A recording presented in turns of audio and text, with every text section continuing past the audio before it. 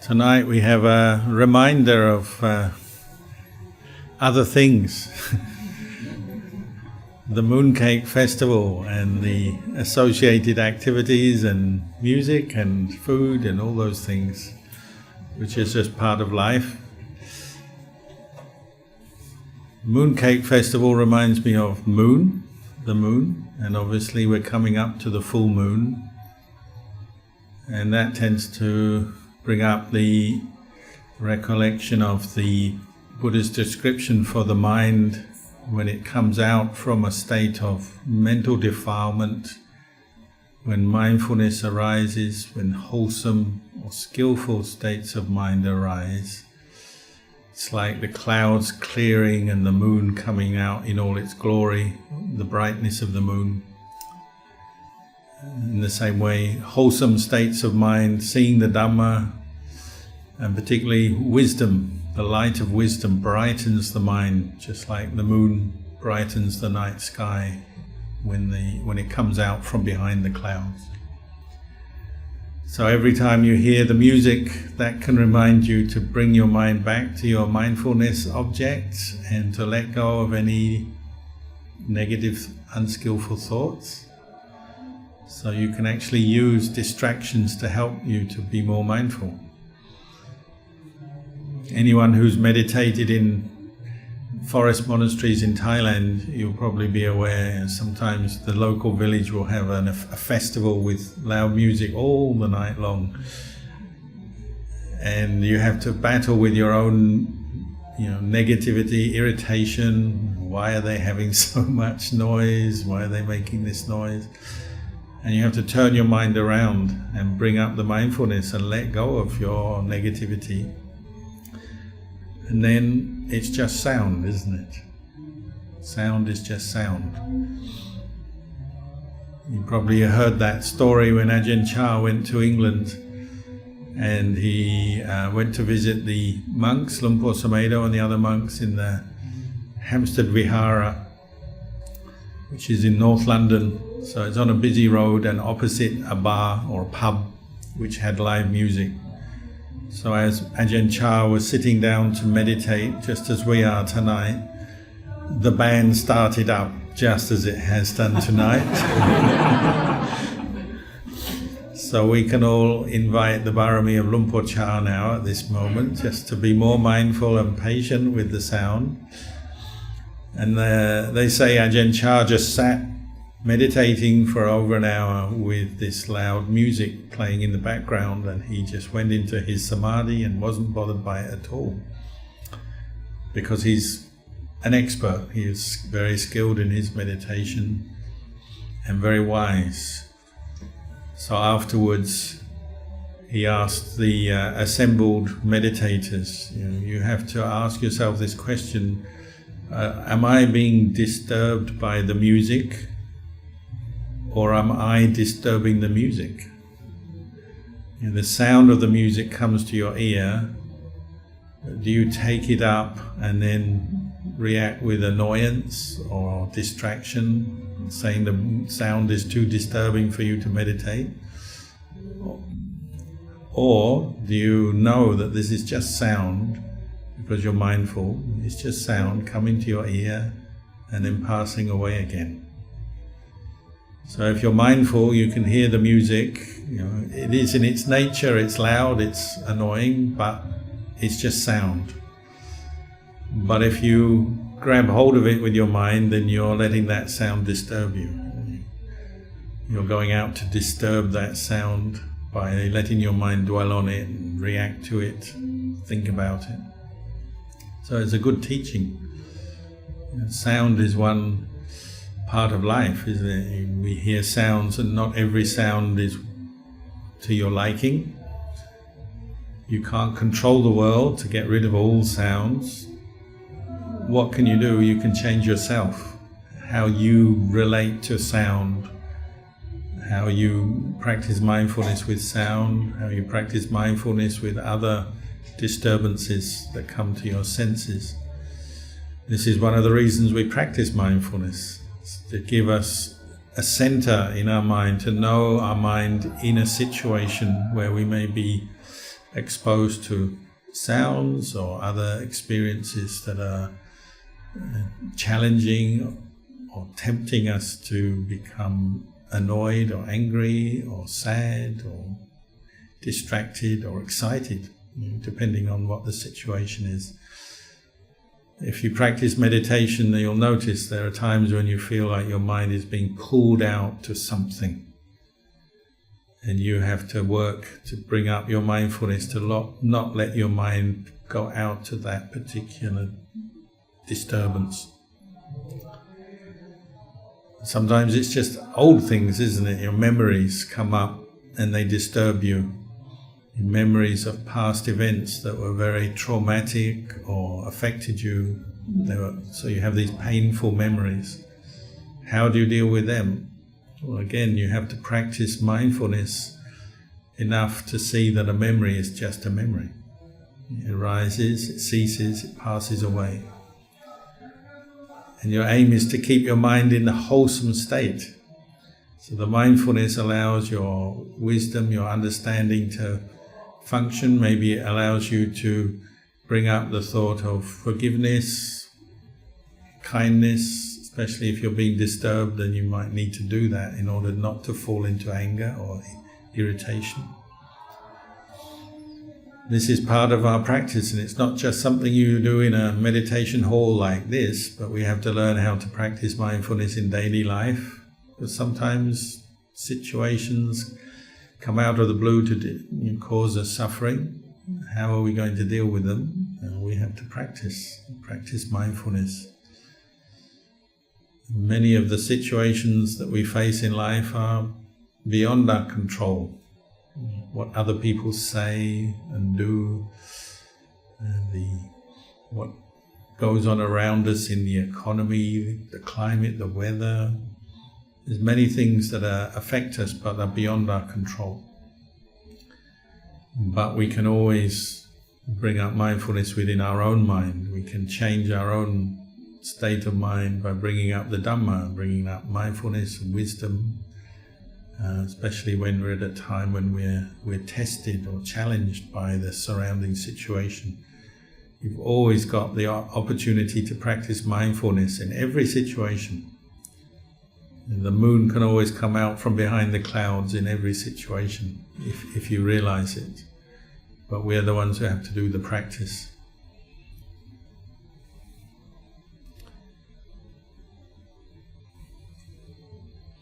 So the practice of Dhamma, a large part of it is training, you might say. It's a form of training, it's a form of learning. Just as when we go to school or college or on-the-job training in some work that you do, and the Dhamma is also on-the-job training, but training in the Dhamma.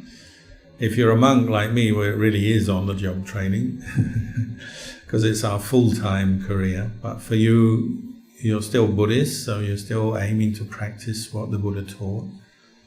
So you're training, you're in training. So we practice the 5 precepts, and these are called training rules. And when you take the 5 precepts, you say, Panati Pata Veramani Sikkhapadang Samadhiyami. I undertake the training rule, Sikkhapadang, of refraining from killing living beings. That's the first precept. It's a training that you undertake. So if somebody you know who's not Buddhist comes to you and say, what are you doing as a Buddhist? What do you practice? How do Buddhists live? You say, well, I'm doing my on-the-job training as a Buddhist, and I undertake to not kill or hurt other living beings. That's your first part of your training, isn't it? The first thing you learn as a Buddhist is you're trying to train yourself not to deliberately hurt other people or even creatures, even small insects like ants or something. That's the first thing you're training in, and it is a training. It's an ongoing training. Maybe sitting here, it's very easy not to break the first precept. I assume nobody is planning murder today. we're all keeping the precepts quite naturally, quite easily in this situation. But you don't know, do you? Maybe you drive home and you come into your house and there's some ants have come into your house, or maybe in a moment of lack of mindfulness you just kill them or spray them or something. It happens, doesn't it? Sometimes we forget ourselves and then we kill, or we steal, or we commit an act of sexual misconduct. The precepts are training rules which sometimes we may forget. We may be unmindful in a situation. Probably the hardest one is the fourth precept, isn't it? Not to lie, not to insult, not to use malicious speech. Here it's very easy to keep this rule, but say you're in a stressful situation, working, suddenly you may be tempted to say something very harsh or insulting, or tell a lie or something. So this is the beginning of our training as Buddhists, isn't it? Keeping the 5 precepts, and that requires you to be more aware of your speech, your actions in daily life. So you need the mindfulness again. So sometimes people think practicing mindfulness is simply about meditation, but it's not. You practice mindfulness every day, just being aware of the 5 precepts and using them as training rules or training guidelines. They help you to be more mindful.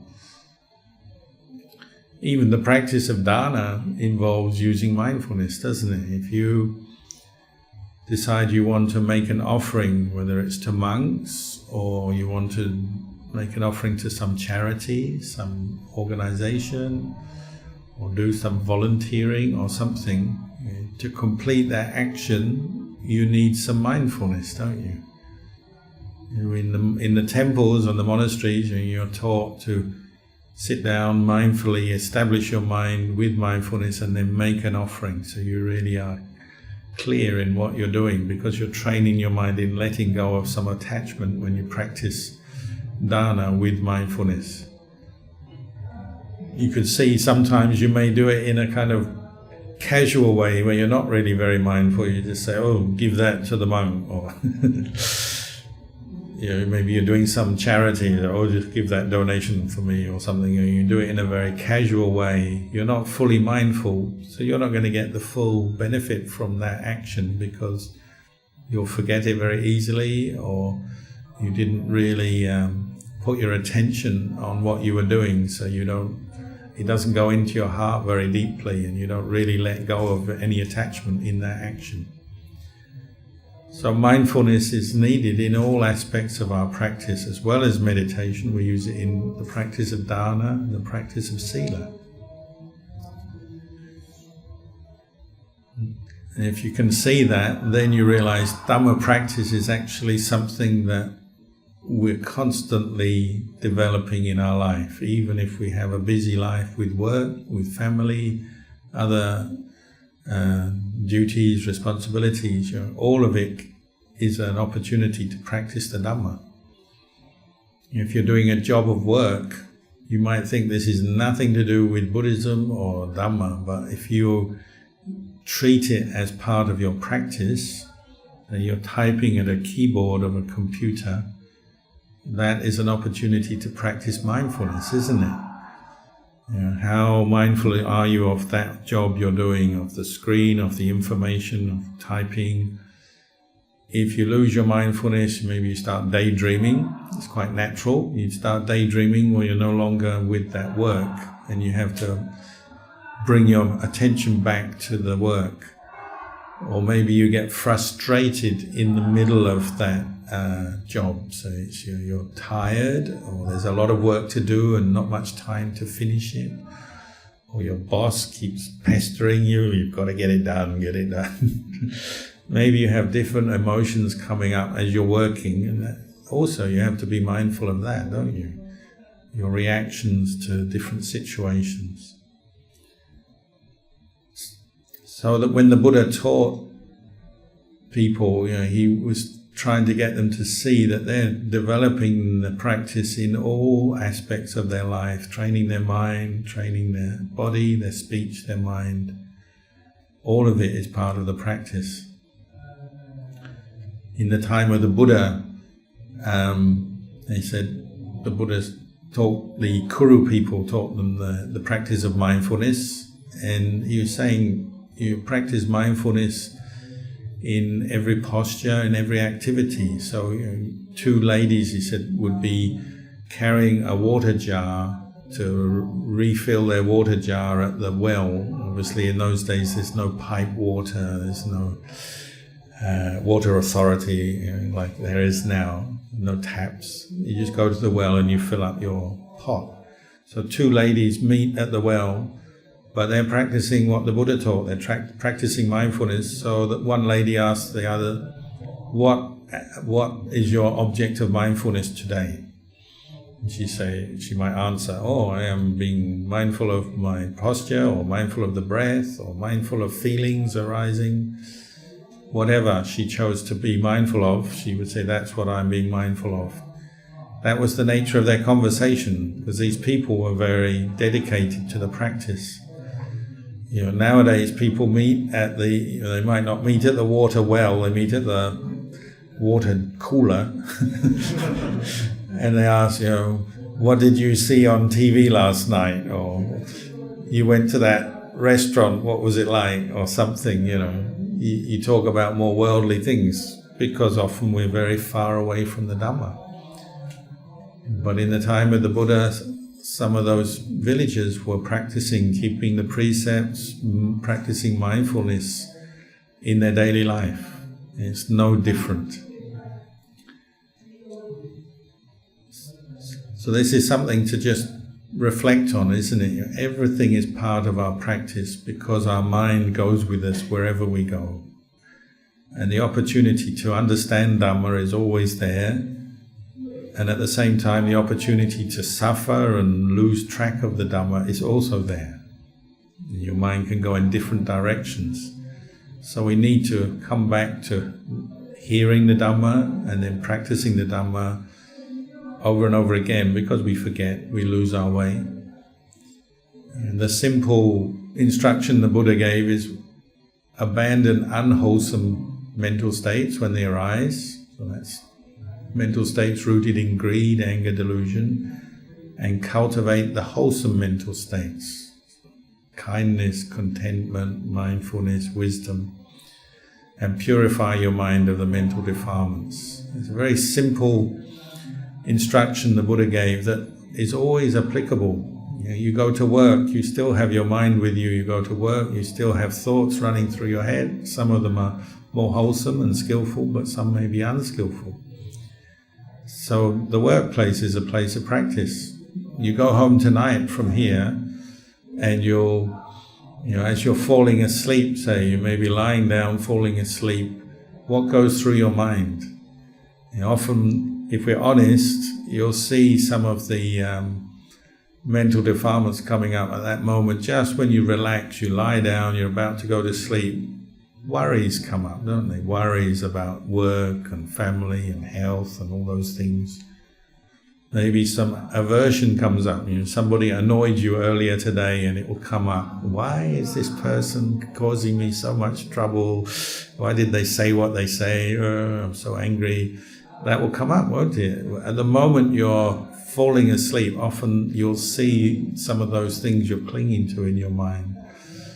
Or maybe you're a dreamer, you're falling asleep and you're dreaming about, I'm going to get this job and earn so much money, or I'm going to be successful, or I'm going to travel, or I'm going to meet the man or the woman of my dreams. Whatever, dreams come up with your desires, and often it's just before you go to bed at night that they come into your mind. So even falling asleep is a time to practice. You reflect on the quality of your thoughts. Are they wholesome or not? As you fall asleep, the Buddha encouraged us to find something to latch onto for our mindfulness. So maybe follow the breathing as you're falling asleep. You just follow the breath until you fall asleep, and then you relax. Or another very useful one is practicing metta just before you go to bed. You can sit on your bed and develop the thought of loving kindness and send it out to yourself, and then family, friends, colleagues, and then out in all directions. Even if you only do it for a few minutes, developing the thought of loving kindness or compassion is a very powerful, wholesome thought. If you do that regularly, say just before you go to sleep every day, you'll get better at it. You'll get better at setting aside the negative thoughts, the worries, bringing up the more positive, wholesome thoughts. And then the Buddha said you get all the benefits. When you go to sleep, you fall asleep easily, you don't get stressed or anxious while you're sleeping, you don't have bad dreams, you don't wake up sweating and fretting and frightened or annoyed. And you sleep well, you wake up well, and the devas look after you. What could be better than that? We all would like to have guardian devas looking after us. Well, practice metta before you go to sleep and they'll look after you. So even falling asleep is part of the practice. When you go to sleep, try to do it mindfully. Set your intention on maybe what time you aim to get up in the morning. You know roughly how long you need to sleep. So you say, I'll get up at this time. If you do that regularly, you won't even need an alarm clock, because you just set your mind, like your mental alarm clock. When I first became a monk, one of my first worries in the monastery was, will I make it to the morning meditation? Because in Thailand, the wake-up bell was at 3 a.m. 3 a.m, oh dear. So it was easy the first day because I was so scared I'd miss it. I woke up at 1 a.m. I was like, I better not miss this. So it's easy. But after I lived there a bit longer, then you get used to it. Then you have to really work at it to get up every morning at 3. But actually I found if the best way to get up in the morning is before you go to bed, you practice mindfulness. Do some metta meditation or some mindfulness of breathing. Just set your goal. When I wake up, I'll get up, and maybe set a time. So I learned that when I was an anagarika, a layman at Wat Panana Chat in Thailand. And ever since then, I've never had to use an alarm clock, ever. Once or twice I've slept a long time, but that's usually because I'm exhausted or I'm ill. Normally speaking, I just wake up because I set my mental alarm clock first, and then I can wake up. And this is nothing special. I'm not the only one in the world who can do this. Everyone can do this. It just comes through training, practicing. And you sleep well. If you wake up, well, if you're still tired, you go back to sleep. If you're not tired, well, just get up and practice. And monks have many stories about how beneficial this is. So I had one story when I was on what we call Tudong, when we go wandering in the forest. And I was staying on the Burmese-Thai border. I was camping under this huge, probably mahogany tree, really old forest tree. And the base of the tree is several meters wide, so a really big tree. And I was just camping at the bottom. And when I used to camp in the forest, I always have a little picture of Ajahn Chah, my teacher, and I'd make my pillow out of my spare robe. I'd fold my robe and I'd put it there, and I'd put Ajahn Chah on top. And then I would bow to Ajahn Chah, and then I'd have a rest, lie down. And that day, this was a rest in the middle of the day, because I often practice quite late at night, so in the middle of the day I might take 1 hour rest. That day I was just resting, and a whole group of monkeys came through the forest looking for fruits and other things right up at the top of this tree. And this tree is really big, tall. And they jumped. And when they jumped, maybe they all jumped at the same time, I don't know, but they jumped on one huge branch and it snapped. So I was just falling asleep, lying there, and I heard a snap, a noise. And I immediately sat up. And I put my hands like this, just to be sure, because I could tell something was happening above me. And this huge branch, massive branch, came crashing down on me, but luckily it didn't hit me. But if I'd been lying down, it would have hit where my head was. So it landed between where I was sitting and where Ajahn Chah's picture was, just there. I was like, oh. And straight away I thought, oh, thank goodness I bowed to Ajahn Chah. I did my mindfulness meditation. Something helped me, because I got up and didn't get killed by it or crushed by this branch. And I know other monks had similar stories. At Wat Marpjan, where I used to live, one monk, he went back to his hut in the middle of the day, and a thunderstorm came in. And if some of you have visited Wat Marpjan, it's on the coast. It's like a mountain next to the sea. So you get these storms coming from the ocean, very fast, powerful storms with wind and thunder and dark clouds, and you get heavy rain.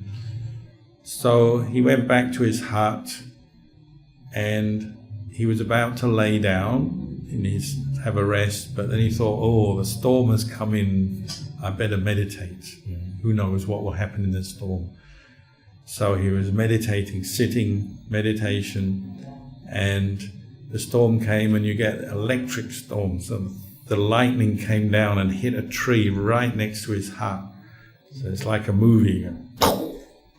And the tree bursts into flames. You get sparks and smoke and flames, and then the tree falls. So the tree fell right on his hut. But he was meditating, so it's sitting there, and it hit the roof, and the roof is made of metal frame. And the tree fell on it, and it pushed the metal frame, which is normally like that shape, down to that shape.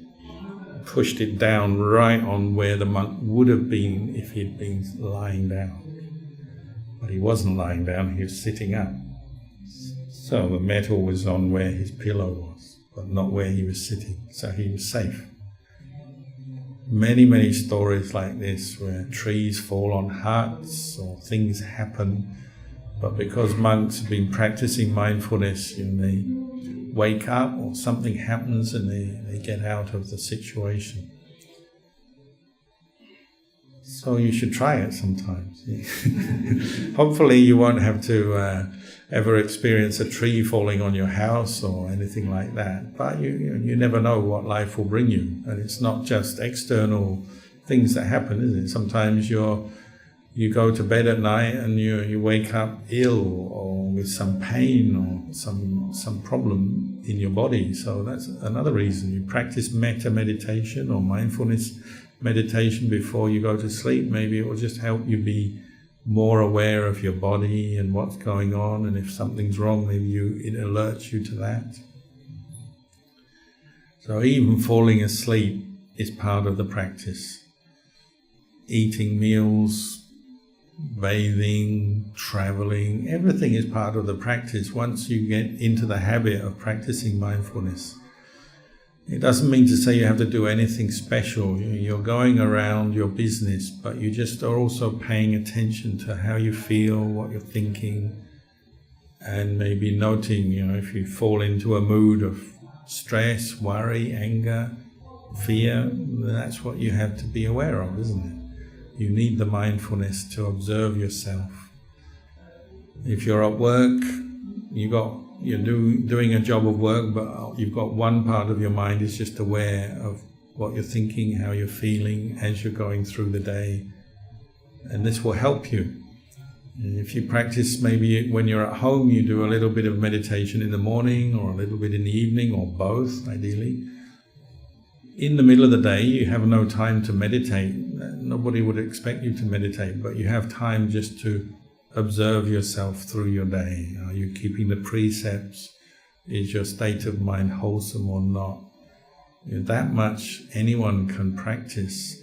And then you have some strategies or plans. Say you're at work and you're starting to get angry or annoyed with some situation. Could be yourself or someone else or something happening. What are you going to do at that moment? So if you're a disciple of the Buddha, you practice what the Buddha taught, well, maybe you have to know, if I'm getting angry, this is the time just to pause, just for 1 minute, not very long. You just pause, take some deep breaths, and then you carry on. And that's enough just to reset. You're pressing the reset button. You reset your mind. You just pause enough to let go of that particular train of thought. Relax a bit and then carry on. Or maybe that's enough awareness just to stop you saying something that perhaps you shouldn't say, or doing something too hastily, or making a mistake. Learning to pause or introduce a bit of mindfulness in the middle of your day can be very helpful. And when I say pause, I just mean just for a few moments. You take a few deep breaths, maybe 3 deep breaths. Take these deep breaths, just calm down a moment, and then you carry on. And particularly people who are in a very stressful state of mind, they often find this really helpful because it just takes you back a bit from your own thoughts. And that's one of the ways mindfulness helps us. When you're more mindful, you get this sense of just being the knowing. In Thailand we use the word Buddho. Buddho means the knowing, this quality of knowing, just knowing yourself in a situation. And if you're knowing yourself and you can see you're getting agitated, stressed, worried, angry, or desiring something too much, expecting too much or something, and it's causing you some kind of stress, you bring up this knowing for a few moments and suddenly you realize what's happening. You gain more understanding, more awareness. Sometimes it's just a voice. Some people prefer to use wise reflection or words or sentences, so it may be just the voice that says, what am I doing? Right now, what am I doing? And then you answer yourself. I am typing, I am talking, I am driving my car. It's just asking yourself in that moment, what am I doing right now? And then you're answering yourself. It's so obvious, we miss it, don't we? But when you apply it a bit in your day, it will make you mindful and understand what you're doing more clearly. And then you can maybe stop yourself making a mistake or help yourself out in a situation where you're feeling stressed, worried. So this could be when you have a difficult meeting or conversation with someone, or an exam that you have to do, or some kind of test or challenging situation. You just compose yourself by bringing up the mindfulness and saying, what am I doing now? Helps you to know that what your goal is in that situation. What am I aiming for here? This is the practice of what we call sampajanya, which the Buddha taught. It goes hand in hand with sati, mindfulness.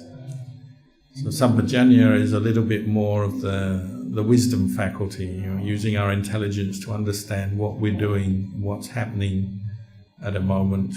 Mindfulness is just bringing your attention to the present moment. You knowing yourself. Sampajanya is understanding what you're doing.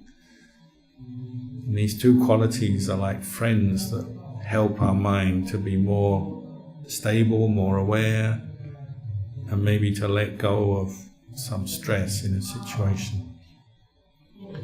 And these two friends, Sati and Sampajanya, they have another friend called Wisdom, who comes along and really understands, you need to let go of this angry train of thought you've fallen into. Or you need to calm down and relax yourself a bit because you're getting too stressed. Or don't worry too much about that thing that you're worrying about. The worries won't help you.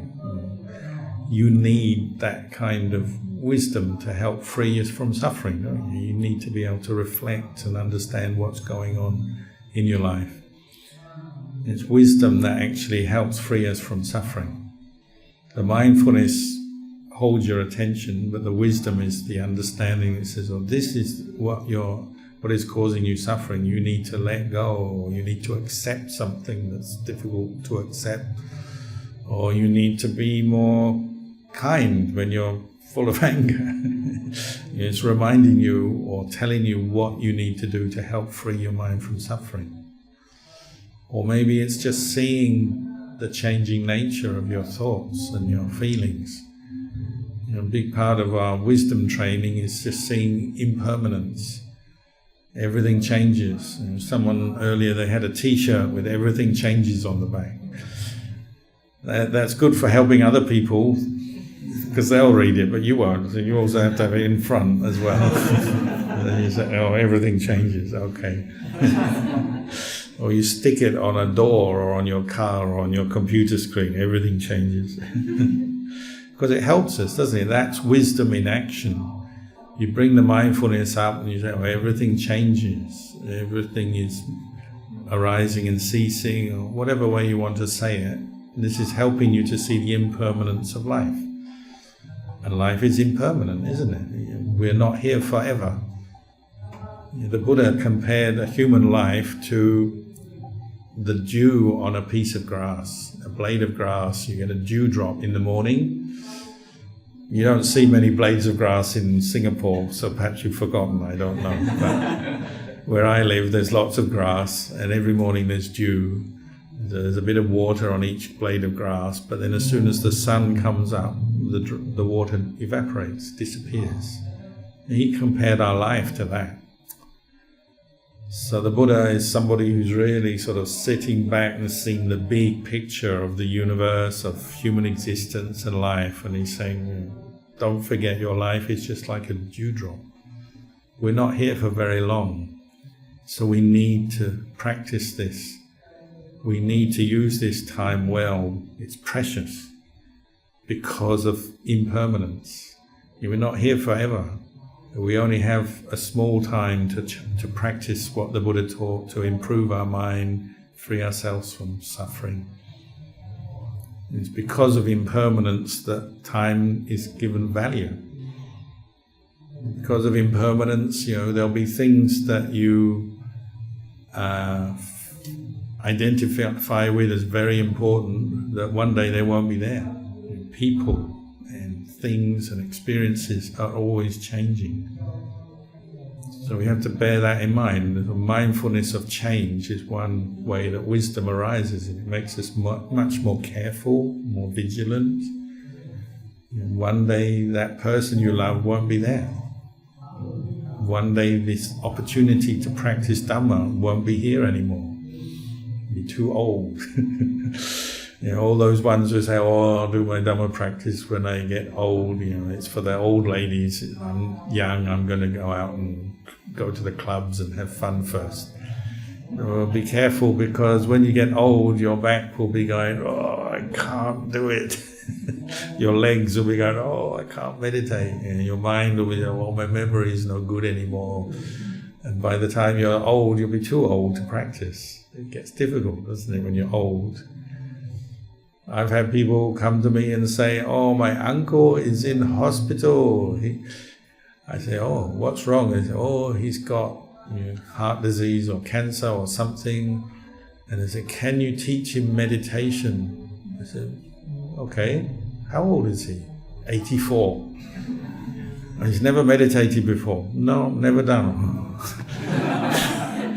Okay, well, you do your best to try and help them through it, but it's not a good time to start meditating when you're 84. Start when you're 14 or 24 or 34, when you've got a bit of strength and your brain is working and you've got energy to do it. Don't wait till the end of your life, because your body won't respond, will it? It gets harder the older we get. So that's what impermanence teaches us. When you're mindful of change, you're aware that the opportunities in your life won't be here forever, better take them. So they say when there's an opportunity to do good, to help somebody, help them. If you can help them, you know what you need to do it, because maybe that opportunity will pass. Or the people who have helped us, your parents or your friends or your teachers, they won't be there forever. So, sometimes we want to give something back or show our appreciation. We'll do it because one day they won't be there. You only notice those important people in your life when they're gone, and when they're there, you take them for granted. Oh, Mum, she'll always be there. Or, my friend, my partner, my friend, they'll always be there. But they won't. And once they're gone, you'll notice, oh, they're not there. Often we only notice the things we love and appreciate once they're missing from our life. But a wise person, they see the impermanence of life, so they're already thinking like, oh, these people I live with, work with, people around me, the people who are important to me, they won't be here forever, so I should look after them, listen to them. My opportunity to hear the Dhamma is limited, I won't be here forever, so I should take it while I get the chance. I should do more meditation while I get the chance, do more dana while I get the chance. Because life is impermanent. We don't know how long our good situation will last, how long we'll be in a peaceful country and we'll have work and money and the things we need. We don't know how long any of this will last. So while we have our good opportunity, take it. Do your practice. Follow the Buddha's teaching while you can. We don't know how long we'll live. The only one thing we know for sure in life is that we will die one day. But when we'll die, don't know. How we'll die, can't be sure. We only know that we will die. So a wise person says, life is impermanent, therefore I should practice now while I have the chance. Otherwise, one day it will be too late, won't it? So you notice the Buddha, he taught many things, and one of the things he taught was to see the dangers in life. And that obviously isn't the Buddha is trying to scare us or make us feel anxious all the time, but it's part of wisdom is to see the danger. So to see the danger in impermanence, that your physical health won't last forever, your life won't last forever. Opportunity to practice the Dhamma won't last forever. And see the danger in distractions, things that pull us away from the Dhamma. So you're getting too caught up in the world. We have to earn a living, do a job, but don't get so caught up in it that you forget the Dhamma. And many people get burnt out by their job or just so absorbed in their job they forget all aspects of the Dhamma and they miss out. They miss that chance. So see the danger in things, seeing the danger in letting time just slip by without using it to do good. Sometimes we take things too easy, we become complacent and so on. So the Buddha was often reminding people of these dangers just to get them a little bit more heedful, is the word, pamada, and heedful of their life and what they need to do. See the danger in anger. If you get angry, it's dangerous because you may, one thing, you make your own mind very unhappy, and as long as you hold on to your anger, you're unhappy. And then there's a danger that you may say or do things that are destructive, hurt other people, or create negative karma that will come back to you. So just something as simple as anger is dangerous. That's something you have to see, isn't it? That's wisdom, saying, if I hold on to my angry thoughts, I'm going to keep suffering, and I may do things that make my suffering worse and maybe make other people suffer. When you're angry, sometimes people are like a time bomb, when they're angry and someone else says a little thing and then boom. We do things when we're angry that hurt. So, somebody was telling me this guy, he comes home from work every day, and they know if he's in an angry mood because he starts trying to take it out on his cat. He wants to kick the cat. Poor cat. That's what anger does to us. We say things to each other, we do things that hurt. So there's some danger in anger. So the Buddha said, see the danger, then you'll be more careful. You'll be more willing to let it go, to forgive, to accept, to put up with things that maybe bring you anger, but you'll be more willing to be patient with them because you know if I hold on to my anger, I'm going to suffer and maybe create pain for others as well. Greed is the same, isn't it? Greed has a danger to it. If you give in to your greed all the time, it affects you. When you see somebody else acting in greed in a very selfish way, take everything, the money, the power, the whatever for themselves and ignore others. Does that look good? No, it doesn't look good. It doesn't feel good. When you see others acting in greed, it doesn't feel good. When you act in greed, then it's going to be the same when other people see you. And this could be, acting in selfish ways in the family, and not caring enough for the people around us, just always wanting things your own way, getting your own way, getting your piece of the pie, the wealth or whatever. Or it could be at work, being too self-centered at work. Whatever. When we follow our greed, it has a danger to it, because it can make us do things that we regret or that hurt other people. That's why the Buddha said practice dana regularly, practice generosity regularly, because it counters our selfish instinct. All of us are born with some selfishness, so it's not something to feel bad about, but just recognize there's some danger in always following your own desires all the time, always wanting to get things your own way. If you live together with someone, you're in a relationship, you're married, well, you have to know how to compromise in order to be successful. If you always want your everything your own way, your partner is going to find that difficult. Just as if your partner always wants things their own way, you're going to find it difficult. So we have to learn how to listen to each other, help each other, understand each other, be sensitive to each other. And that's the same in the workplace, family, friends. Same in a monastery. The monastery is a place where everyone has to help out to run the place, keep the place clean, maintain, do whatever things need to be done. That's how the Buddha trained monks, to help. If a monk is too selfish, it makes it very difficult to live with that person. So greed has a danger, anger has a danger, delusion has a danger. When we're deluded, we're completely lost, aren't we? We make all kinds of wrong decisions and misunderstand things. We don't know what is good and what is bad, and what is right and wrong. We don't know, because we're deluded. We get fall into wrong views and superstitious beliefs and all kinds of strange views and opinions and beliefs on things because of our delusions, and they can be very, very dangerous, can't they? They can lead us into all kinds of unskillful action. What's the antidote to delusion? Mindfulness, clear comprehension. And again, seeing the impermanence of things.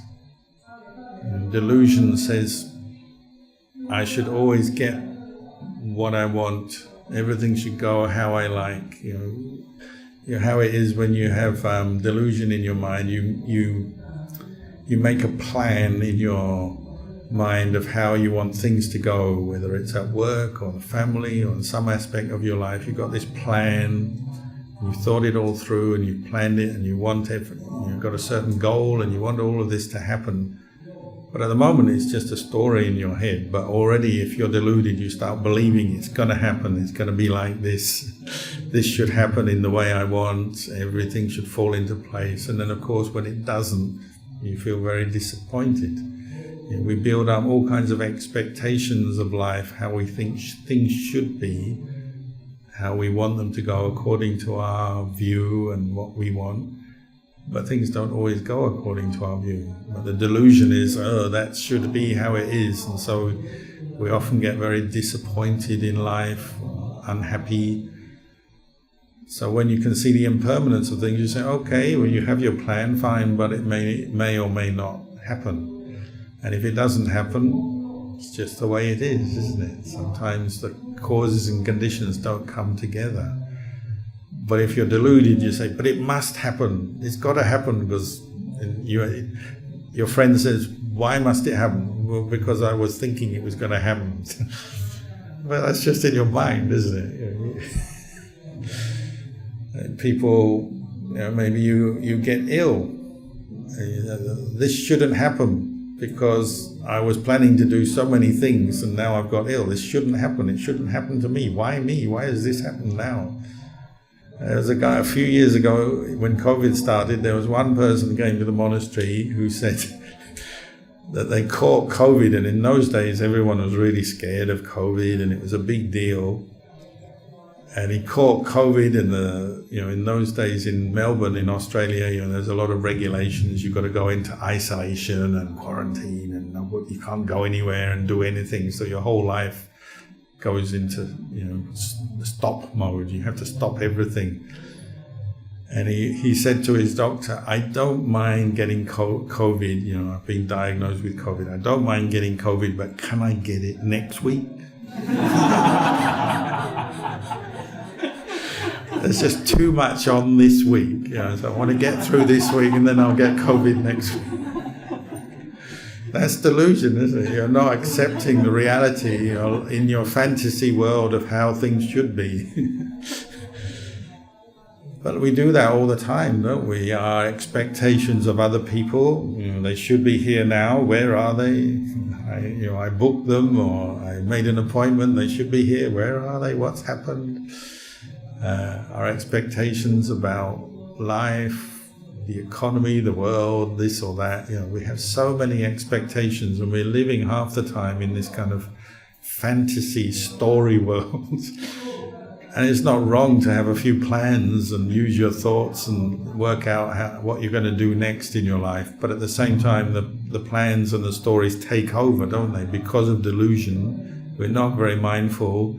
We're believing every ideal, every desire, every plan. We're believing it's going to happen and it should happen. And then, of course, half of them never happen. Who can predict the future with any real accuracy? That's why everyone in Singapore loves to go to the astrologer. They want an astrologer to sort it all out. What's going to happen to me this year? The Buddha didn't teach that. He said practice mindfulness. Because even astrologers get it wrong sometimes, don't they? They can't predict everything.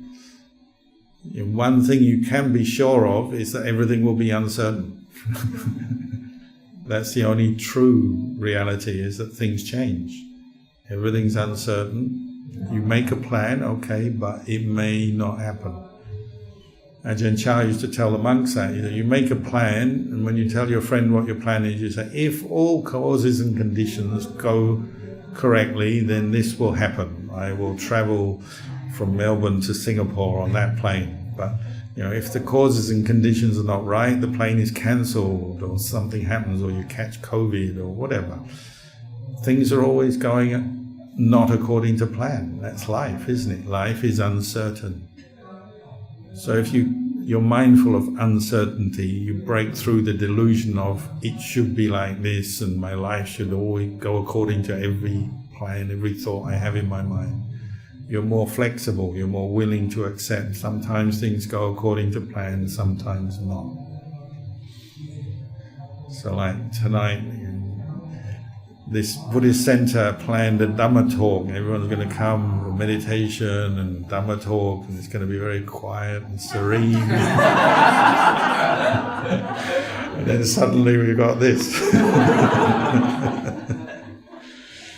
That's life. In Melbourne, anyone who's been to Melbourne, they'll know Melbourne is known as the city of 4 seasons in one day. Winter, summer, windy, rainy, sunny. It all changes very quickly in Melbourne. It's just the geographical location means you get winds from different directions. So sometimes they're warm, sometimes cold, and it makes a big kind of turmoil of weather. So in the monastery, we're always arranging some event, and you just sort of say, if the weather is fine, it will go off okay. And sometimes the sun comes out, and sometimes the wind, and sometimes the rain comes, and you just don't know what to expect. It changes so quickly. So it's very helpful for the Dhamma, because you get used to uncertainty. Life is uncertain. You never know. Will it rain or not? Who knows? So you don't plan too much, and you don't get too attached to your plans.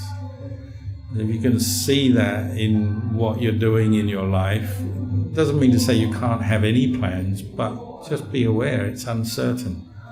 We don't know what will happen next. You don't know what you're going to think next or feel next. You don't know what's going to happen in your world around you next. You can make some predictions, you can go to the astrologer if you want, but it's uncertain. So the only thing that is certain is that it's uncertain. And that gives you some wisdom, doesn't it? It helps you to deal with the uncertainties of life. So the Buddha said in terms of merit, we all like to make merit, seeing uncertainty is one of the most meritorious things you can do. We make dana offerings trying to make merit, and that's good. We keep precepts, it's good. We practice loving kindness, compassion, that's good as well. Even better though is to develop the insight into impermanence. See your own body as impermanent, other people as impermanent, your thoughts, your feelings are impermanent. Insight into impermanence is right up there at the top of merit making.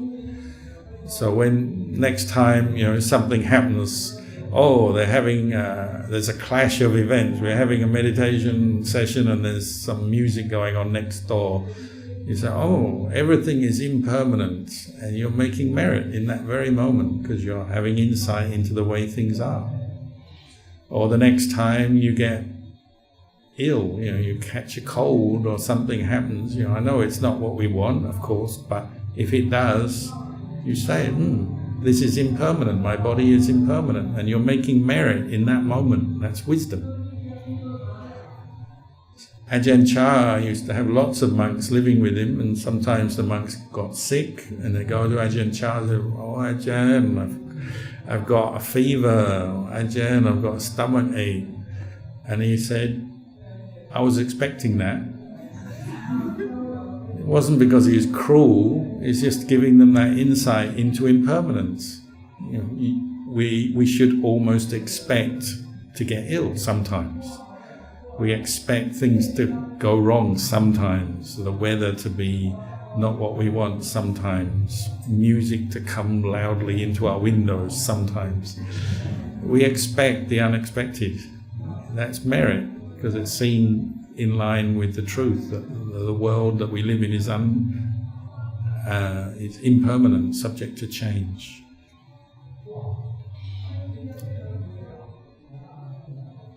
So, another factor of impermanence is that every Dhamma talk has a beginning and an end. And we've come to the end of this talk. So I'll leave the talk there, but I will still be here if you have any questions afterwards. Andamayang Dhammakataya Sadhu Karang Dadamase Sadhu Sadhu Sadhu Anumodami. Hello, Paul. I'm asking this question on behalf of my mom, and she's new to the tradition. So the question is, why is there a skeleton at the front of the hall? I would say it's probably because it's a small hall, so it's got to go somewhere, so they put it there. But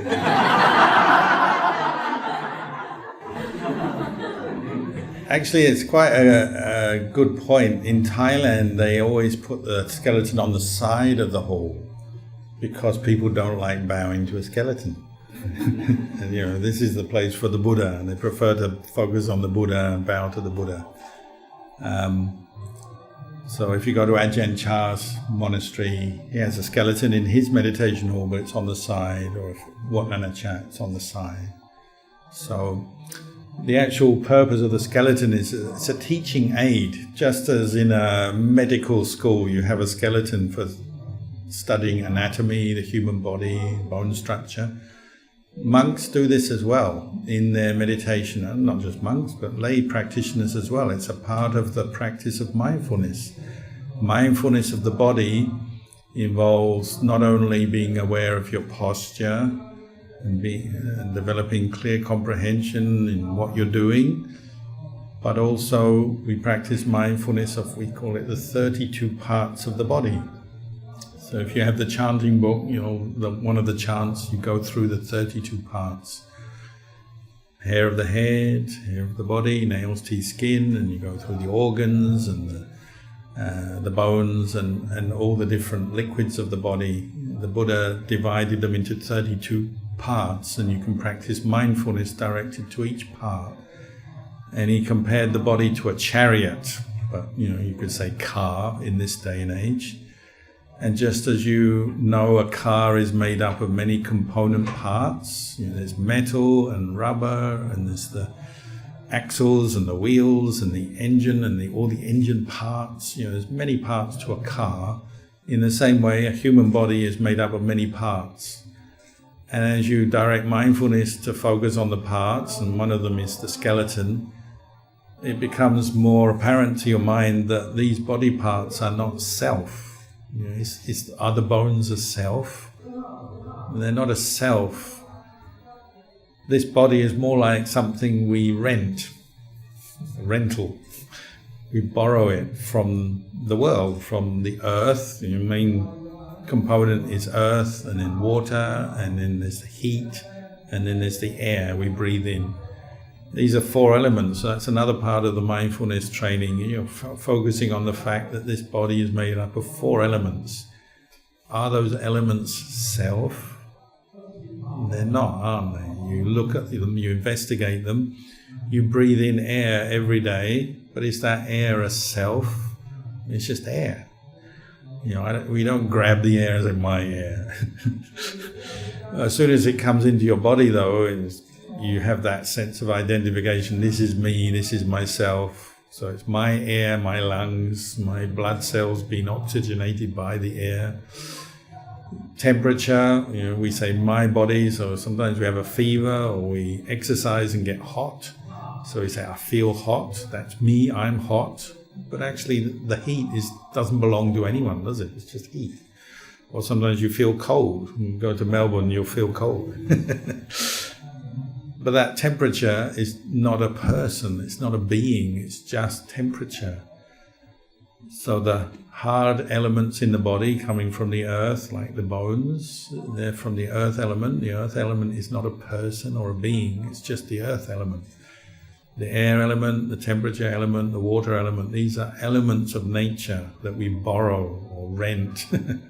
We borrow from the world into this body for a period of time, and then at the end of our life they go back to the earth, don't they? We scatter someone's ashes in the ocean or bury them under a tree or something. That's the body going back to the elements, because the body itself is not a person, a being, but our mind thinks it is, isn't it? It's another delusion. We say, this is me, I'm a self, and so we suffer when anything happens to our body. We don't want to get ill, we don't want injury, we don't like getting old, we want to look good, we don't like not looking good. Nobody wants to die, but we all have to die. So if you can train your mind to see this body as a collection of 32 parts, 4 elements, this is where you're developing real insight, wisdom into the true nature of this physical body. It's not a person or a being. It's a collection of elements that come together. It's like consciousness, our mind borrows it. I'm going to use this body to do all the things I want to do in life, and then at the end of life, death, body goes back to the world, consciousness is left without a body. So if you still have attachment to the sense of self, consciousness goes, I want another body, let's get born again. So you get rebirth. This has already happened last life. You're here now because you wanted to be born. So whenever you get really stressed and you say, I wish I wasn't born, you have to remind yourself, well, actually I wanted to be born, that's why I'm here. And if you really didn't want to be born, you wouldn't be here. But you are, because you wanted to be born from last life already. The only people who really don't want to be born or don't need to be born are arahants. They've reached Nibbana, the name of this center. Nibbana means the unborn, the uncreated, the unconditioned, the deathless. When the mind has seen into that, then it no longer attaches to the body as self. You still have a body and you look after it, but you don't grasp at it as self.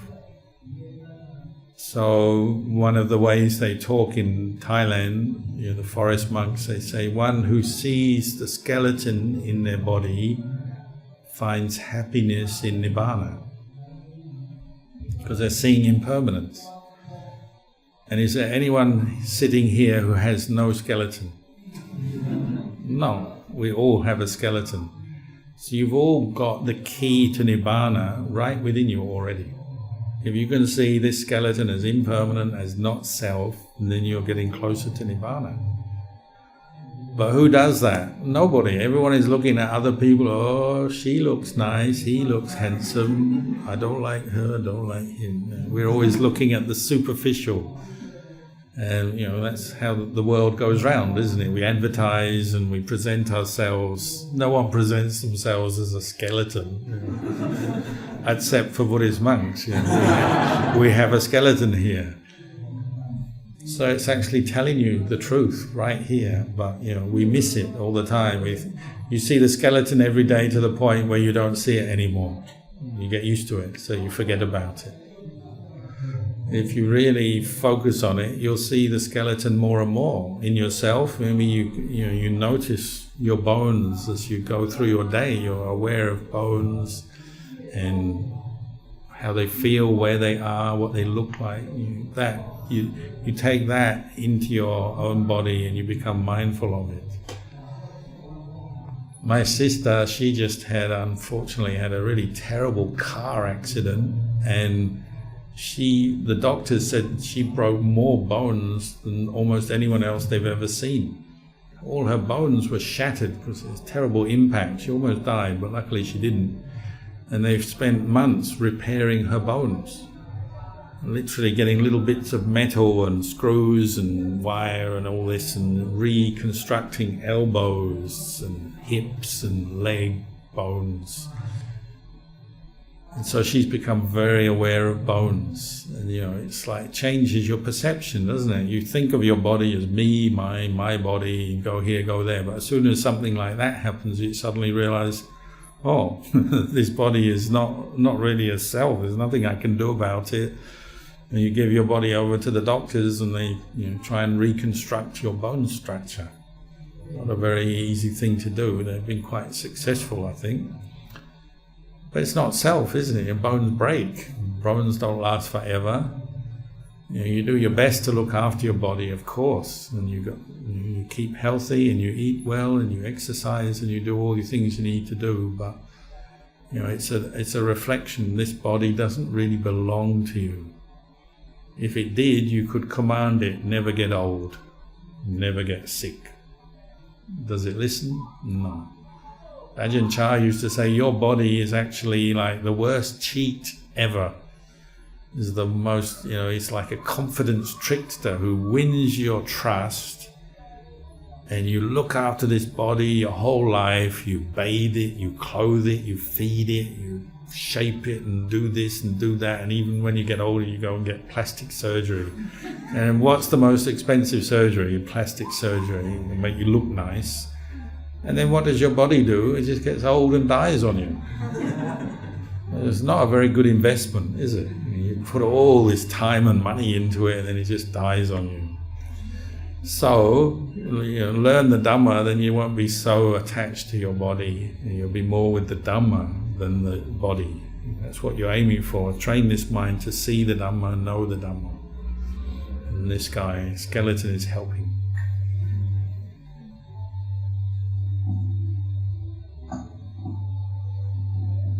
Thank you so much, Nampo. I'd just like to follow up on what you said, talking about consciousness, that wanting to be born, and so it goes to a new body and finds rebirth.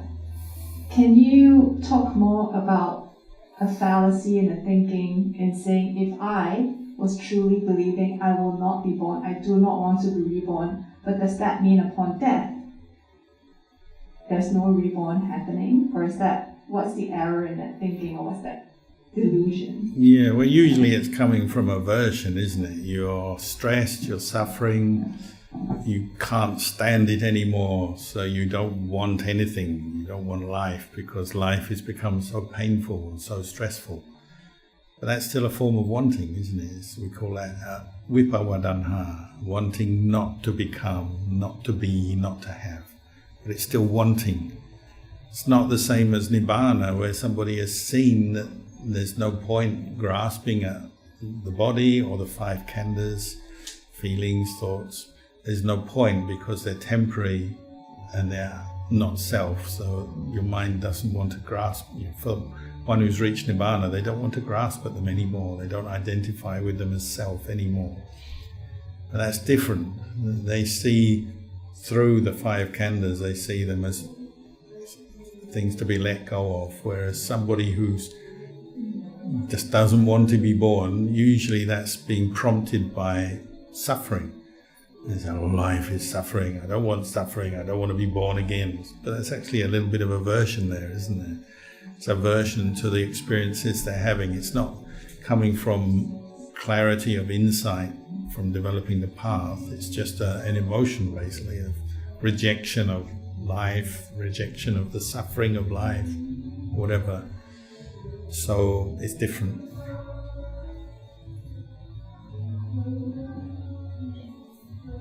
Any question?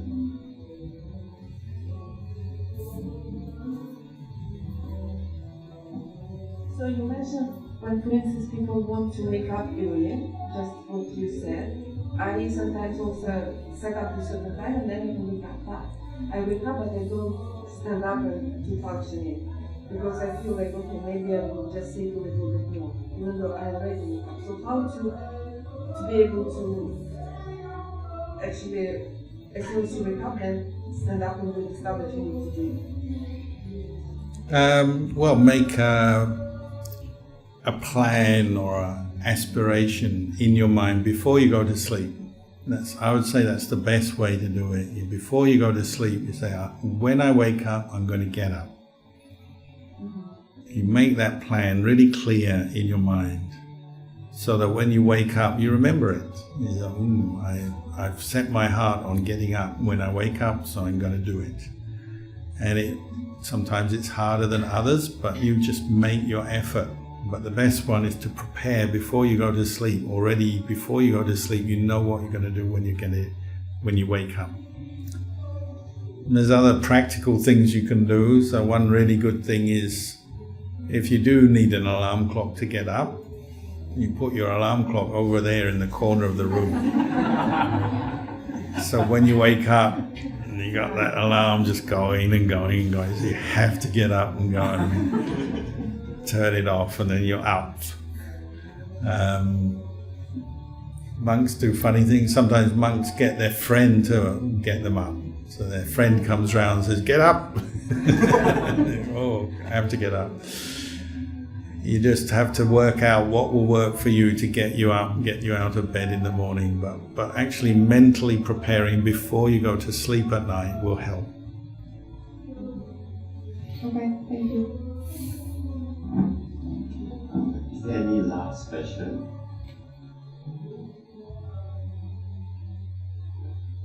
We'll take an opportunity to ask an also.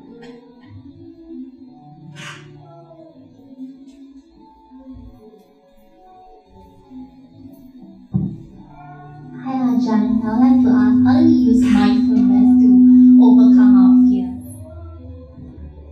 Is there a particular fear? Seeing a funeral. Funeral. Yeah, I get a lot of fear from that. So fear of death, fear of ghosts, fear of death and the idea of death. Yeah. Just walking past the funeral makes me scared. Depends on your character, but there's different ways you can approach it. One is to develop the thought of compassion.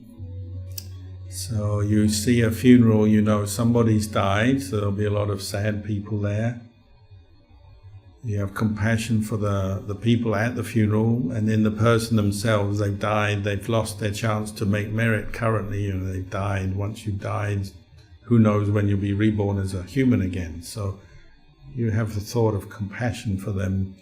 May they attain a good rebirth, may they find peace and happiness in their next life. For the living, may they get through their grief, may they carry on with their life and do more good in their life and not be obstructed by their grief. So you recognize the sadness of the situation, but also you put your mind on a more positive goal and outcome, and you keep doing that.